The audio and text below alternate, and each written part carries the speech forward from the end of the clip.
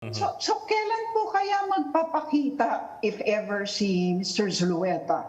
Dahil kahit na po sabihin po niya na wala naman siyang kinalaman dyan or that hindi naman siya pinadala ng copy ng affidavit, the fact that he's been in the headlines at malaking balita po ito, doesn't he at all feel the need to vindicate himself if indeed he has done nothing wrong? Why is he? That's the reason that he engaged my services. He said he wants to show that he's not in hiding, he's not dead, and so on.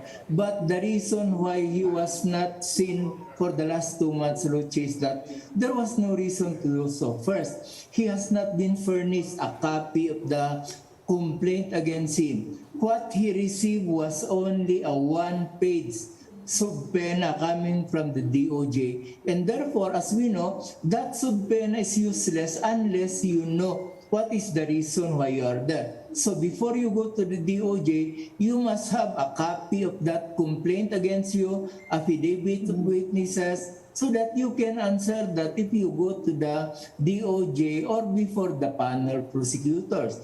Up to the present, he has not been furnished a copy of the complaint against him. That's why I have to request a complete copy of all these documents from the lawyer of General Bantag, because he was my former student and our law office is just less than 1 kilometer.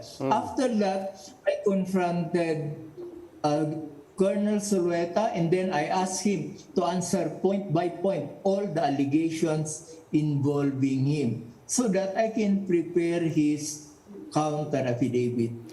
But here, since he has not received a formal copy of the affidavit complaint, his period, 10-day period to file his counter affidavit has not started. That is very simple under the rules, Luchi. Attorney, one of the things that people want to understand, hindi naman sila, I don't think anybody's surprised that he will deny any involvement here or any knowledge. But even if he was not actively complicit in the scenario being painted here by people who have spoken, people want to understand, dun po sa poder niya, sa posisyon, tsaka sa poder niya inside the Bureau of Corrections, tsaka sa Bilibid. And also, for that matter, his relationship with General Bantag. Doesn't it make it inevitable that he is, at the very least, administratively, operationally responsible for the movement of people inside the Bilibid, and for that matter, supposedly, the movement of people in and out of the Bilibid?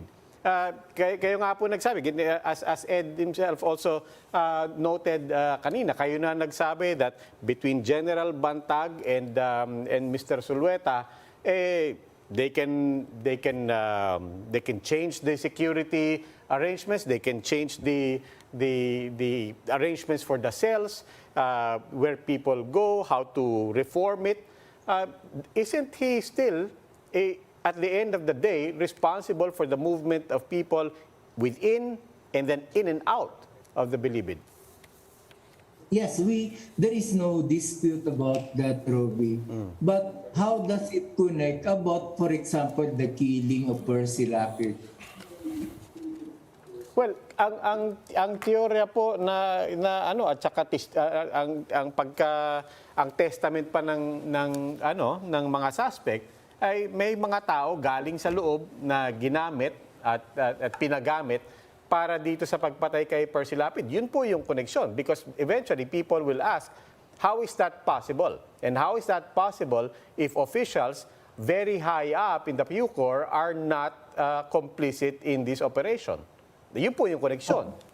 Now, for example, Robbie, the extrajudicial confession of Escorial. Take note that in his very first extrajudicial confession, he was talking only to one June Villamor. He never mentioned any official BuCor. Now, and then later on, he executed another extrajudicial confession stating the name of Bantag, for example. But now, he's trying to make use of what was allegedly told him by June Villamor. But at that time, October 22, 2022, June Villamor was already dead. So, that is not allowed under the rules. It's so easy to say that the person who is already dead, this is what he told me. How about if what he will tell now is Escorial?